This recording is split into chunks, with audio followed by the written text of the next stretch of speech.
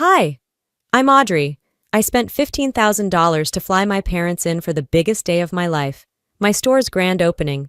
They smiled, said they'd come, and then posted selfies from Venice while I stood alone in front of a reserved for family sign.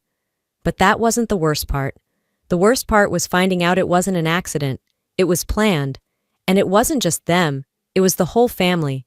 They called me dramatic, ungrateful, even unstable. But what if I told you? They've done this before. Would you still call it drama, or would you start to see the pattern? What really happened behind the smiles, the comments, the family first posts? Let me show you. I had rehearsed that morning in my head for weeks. How I'd greet each guest, how the floral arch would frame the entrance, how Mom would cry when she saw the sign that read, Audrey's Bloom and Company. I even imagined the sound of champagne corks popping when I walked my parents over to the reserved row, the 3 seats I'd marked with gold foil name cards, Mom, Dad, and Gypsy. But by 11:15, those chairs were still empty. By noon, the catered lunch had gone cold. I kept greeting guests with my best store owner smile, snapping photos with old clients and new neighbors. Everyone kept saying, "You must be so proud." And I nodded like my stomach wasn't twisting itself into knots. Each time I turned toward the front row, I saw nothing but polished wood and 3 untouched flutes of Prosecco. It wasn't until I slipped behind the cash wrap to check my phone that it really hit. Mom had posted. She was standing in front of some pastel-colored wall in Venice, holding a glass of Prosecco with a sun hat perched too carefully on her hair. The caption read, "Sometimes memories mean more than milestones. Family first, always." Underneath, Clyde had commented, "Let her enjoy it. A flower shop isn't real success anyway." That's when my knees weakened. Not from surprise, from recognition. This wasn't new, just louder. Back when I booked the flights, 15 grand business class, I thought I was doing something special. I remember calling the airline to request low-sodium meals for Dad and emailing the itinerary twice to Gypsy because she's always losing her inbox. They'd said thank you. They'd hugged me. Gypsy even joked, "Wow, we're getting the first-class kid treatment." But now, with one Instagram caption, they'd erased all of it. At 2 o'clock, after the last guest left, I stepped into the back storage room. The cool air from the florist fridge hissed against my skin. I sat down on the tile floor, tucked between boxes of wrapping paper and unused ribbon, and stared at nothing. I didn't cry. I didn't break. I opened my phone, pulled up the airline confirmation, and scrolled. Their tickets had been booked 3 months ago. Then I cross-checked with the Santorini flight on Mom's post. Booked 2 weeks before she ever RSVP'd yes to my invite. They said they'd be here, while already planning to be anywhere else. I flipped open my planner, the one with all the handwritten goals and sticky tabs. There it was, inked in red, March 30th, opening day, 11 a.m., they promised. And that's when my forgiveness died. I didn't leave the shop right away. I couldn't. The flowers still smelled like effort, like hope, like someone who thought $15,000 bought love. The sound of the last door chime still echoed in my ears as I wandered back to the front counter, unsure of what I was looking for. Maybe answers. Maybe just a reason not to feel so stupid. I opened Facebook again, even though I knew better. The screen loaded slowly, like it too didn't want to show me what came next. There it was. Layla had posted a new photo, this one of her and Dad standing near a canal in Venice. She wrote, "Family moments like these are priceless. You can't replace real presents with shallow events." And just beneath it, Clyde had doubled down. "Let her enjoy it. A flower shop isn't real success anyway. Real work pays rent." 42 likes. Names I recognized. People who'd eaten at my table. Cousins who still owed me money. My godmother, who once said I was going to change the world. Their approval came cheap, just a tap of a screen. It wasn't just their absence anymore. It was mockery. Public, smug, intentional. And they weren't done. Clyde hadn't just commented. He'd shared the post into the extended family group, captioned it with a cherry on top. "We chose real life over petty parties. Family is more than flowers." Someone else replied, "She always was dramatic." I didn't respond. I just started saving screenshots. Every comment, every like. Not out of rage yet. Out of habit, out of necessity. Then I made a folder on my phone and titled it, Receipts Public. A text came in from Rachel, an old college friend. Saw what your uncle posted. Are you okay? I stared at the message for a long minute before replying. Not surprised, just disappointed by how loud silence can be. Even then, I wasn't crying. I wasn't yelling. I was documenting. People love to call it drama when it's not their name being dragged. I scrolled through the post again and stopped at one particular like, Aunt Melissa's daughter, the same girl I used to babysit when I was 16. I remembered reading her bedtime stories, staying late when her mom worked night shifts. She had liked the post, the one that called my dreams shallow. I zoomed in on her name, heart hammering but steady. They've been shaping this story for months, I whispered. But so have I. I shut my laptop just after midnight, but sleep never came. My mind was still scrolling through names, through likes, through words that didn't belong to strangers, but to people who'd once sung me lullabies and promised me the world. By morning, the rain had settled in. A soft drizzle kissed the windows of my apartment, the kind of gray that makes you forget what joy ever looked like in color. I didn't open the shop. Instead, I sat on the edge of my couch, phone in hand, staring blankly until the screen lit up with a new message. It was from Anne-Marie, my cousin. Hey, are you okay? Aunt Layla said you didn't want us there. Attached was a screenshot of the family group chat I hadn't been a part of in years. Layla. She made it clear it'd be awkward, said she wanted real friends only. Another message followed. We didn't want to ruin her moment if she was trying to impress her business crowd. I didn't blink. I didn't breathe. I just read it again. They weren't ignoring me. They'd rewritten me.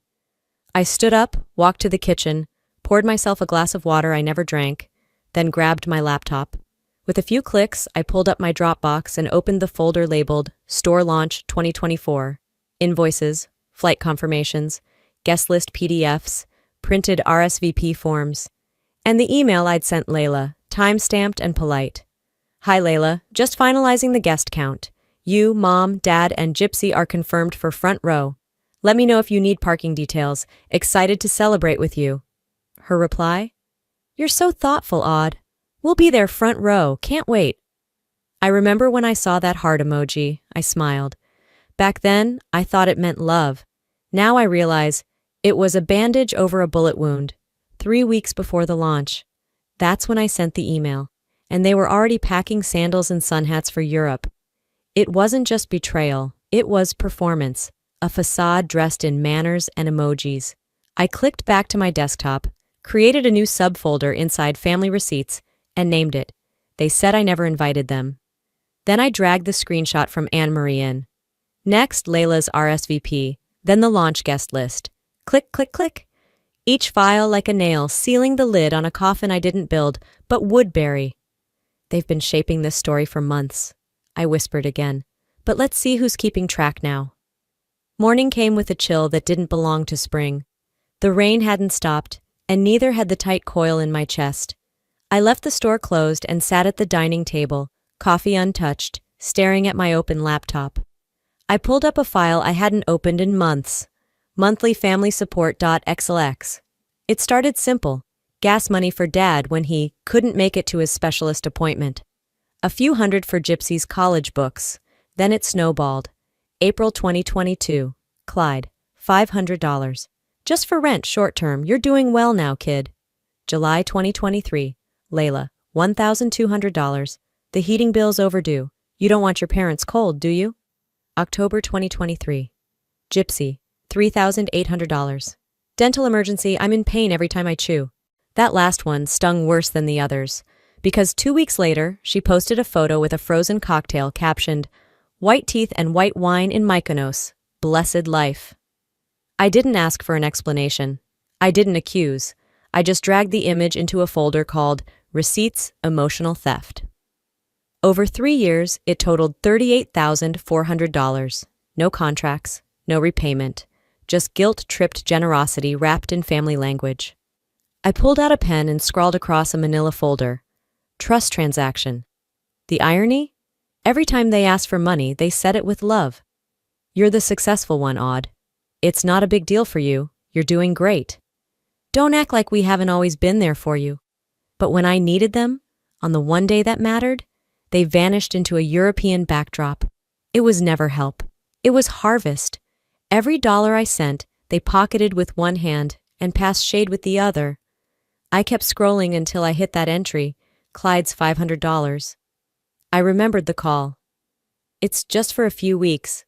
I'll figure it out after. He never said thank you, but he did like the comment that said my shop wasn't real success. I sat back and whispered to no one. It's time they see the balance sheet. 4 days later, I walked into the private dining room like I wasn't the one they'd all laughed about. I'd booked this space weeks in advance, when I still believed this dinner would be a celebration. Instead, it became the setting for a reckoning. The staff had set the long table just as I requested. Crisp linens, name cards, a small folder at every seat. The projector was mounted behind me, discreet, quiet. A calm before a storm they didn't know was coming. I wore black, not for mourning, for clarity. Layla arrived first, in pearls and perfume like nothing happened. She kissed my cheek as if Santorini hadn't replaced my grand opening. Look at you, sweetie, a whole businesswoman. Then came Gypsy and Lyle, fresh off a red-eye flight and full of jokes about gondolas and overpriced cocktails. Lyle chuckled. Next time, you gotta come. Venice was something else. I smiled thinly. They didn't even glance at the screen behind me. Once they were all seated, I stood. Thank you for coming, I said calmly. I know it's been eventful. Layla sipped her wine. We're just glad we could finally get together. I nodded and clicked the remote. The screen lit up. No title, no introduction, just numbers, bank transfers, dates, captions. Gypsy's dental emergency overlaid with her cocktail grin in Greece. Layla's heating bill matched to her wine-tasting weekend in Napa. The Santorini post blurred behind the empty reserved seats from my store opening. Silence hit the room like a brick. Then came the audio. Clyde's voice through my phone speakers. She thinks we'll just keep clapping. She doesn't realize she's just our retirement plan. Lyle's voice. He always pays. Laughter followed. I looked at them one by one. No yelling, no trembling, just truth. This dinner was supposed to be a celebration, I said. But instead, it's a courtesy. One chance, one table, one projector. Gypsy opened her mouth. I raised a hand. I'm not here to fight. I'm here to document. You chose applause in Europe over presents in Portland. I walked to the end of the table, picked up the final folder, and placed it beside Layla's glass. This was your one chance for truth. You traded it for clout. Then I looked at them, voice steady.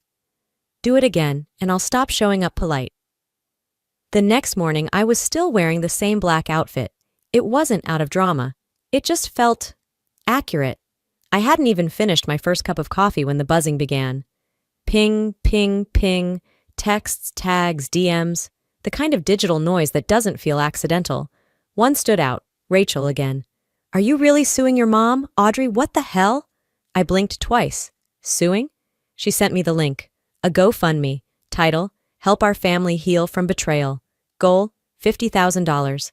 A sun-drenched photo of Layla in the header, arms wrapped around Gypsy like they were the ones who'd been left behind.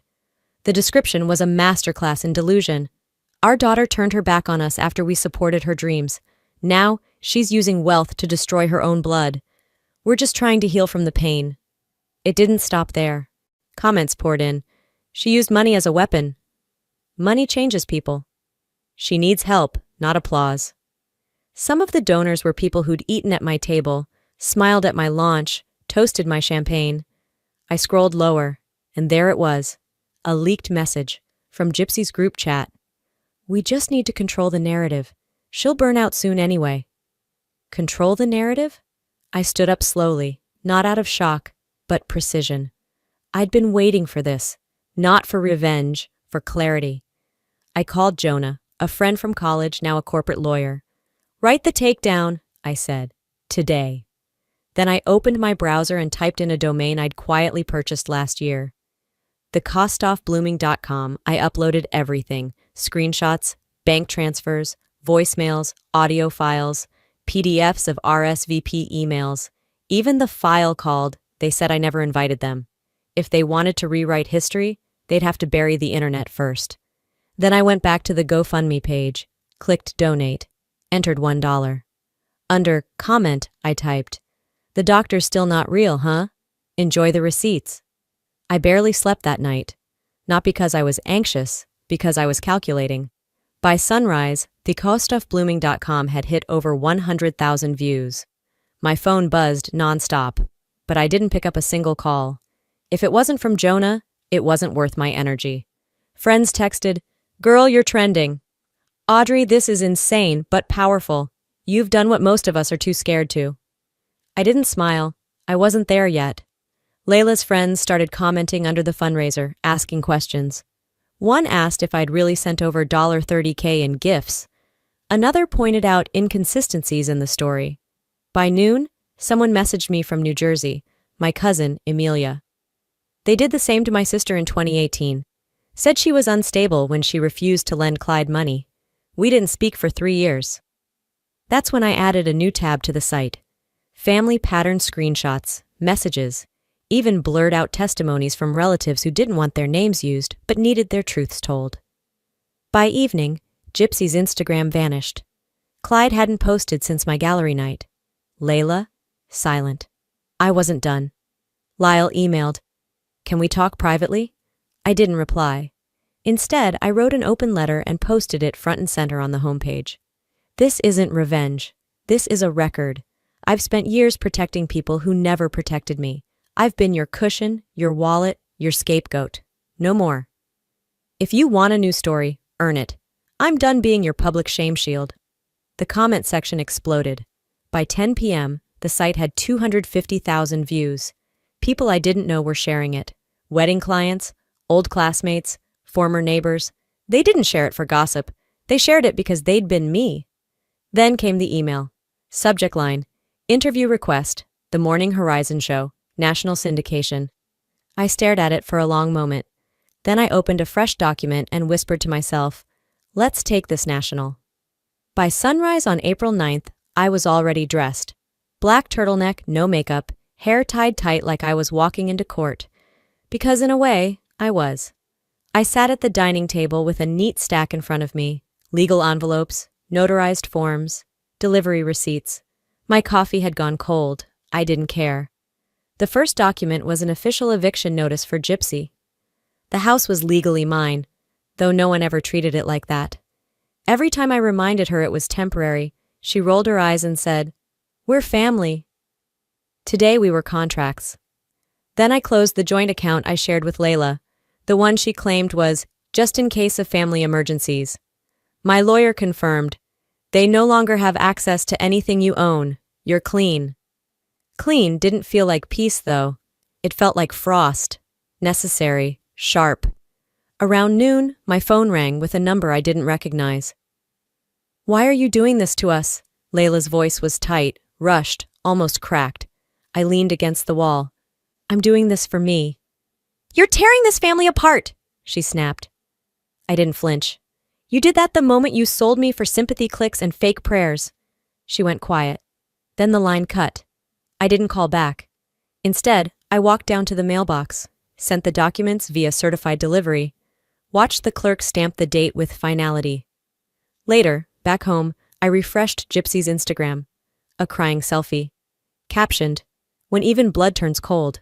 No names, no truth, just performance, as always." I didn't read the comments. I opened my podcast page, Real Bloom, and uploaded the teaser for episode 1, The Price of Being Your Family. I clicked publish. The tab closed. I exhaled. Then I checked my mailbox. Inside, a single card, pale yellow envelope, no return address. I opened it slowly. 5 words, handwritten in black ink. "We miss you, M." 6 weeks later, the stillness of my new townhouse felt earned, not empty. I rose early as usual. The maple tree outside my kitchen window was fire red now, its leaves catching the morning light like slow-burning embers. I poured a single cup of coffee, watered the bonsai by the sink, and opened my laptop. Real Bloom, Episode 1, 2.3 million streams. Ad revenue, $14,037. Every cent had already been transferred to a scholarship fund I named after my grandfather, the Edward Simmons Creative Futures Award. He was the only one in my family who never made me feel like love had a price tag. I didn't receive any new messages from Layla, Gypsy, or Clyde. Their silence, for once, was honest. Clyde had tried to file a defamation suit. The judge dismissed it within minutes. Public figures by their own making. Gypsy moved to Arizona. Layla's last social media post was a blurry sunset and then, nothing. Sometimes, I drove past the house I used to call home. The shutters were now blue. Kids' scooters lined the front walk. A chalk drawing on the sidewalk spelled out "home" in bubble letters. They'd replaced the old black mailbox with a blue one. I smiled. On my desk sat the yellow card again, the one that said, "We miss you. M." There was no return address, no apology, no signature. I walked out to the back patio with it in hand, dropped it into a steel bowl, lit a match. It curled, smoked, and folded into itself, quietly, completely, not out of anger, just release. Back inside, I shut the patio door behind me. The house held only what I chose to keep now. On the wall above my desk, I'd framed my floral business license next to a certificate from the podcast platform. Underneath, taped to the wall, was a sticky note I'd written weeks ago, when all of it still stung. Real doctor.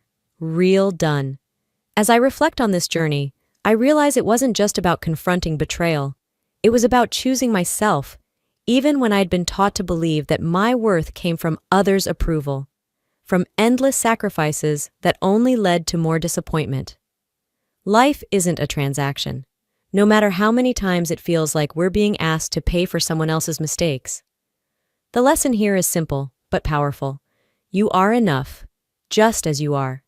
You don't need to prove your worth with money, with endless giving, or with tolerating disrespect. And most importantly, don't let anyone's silence or their hurtful words make you feel invisible. It took me a long time to realize that peace isn't something others give you. It's something you create for yourself by setting boundaries, standing up for yourself, and letting go of the toxic cycles that have defined your life.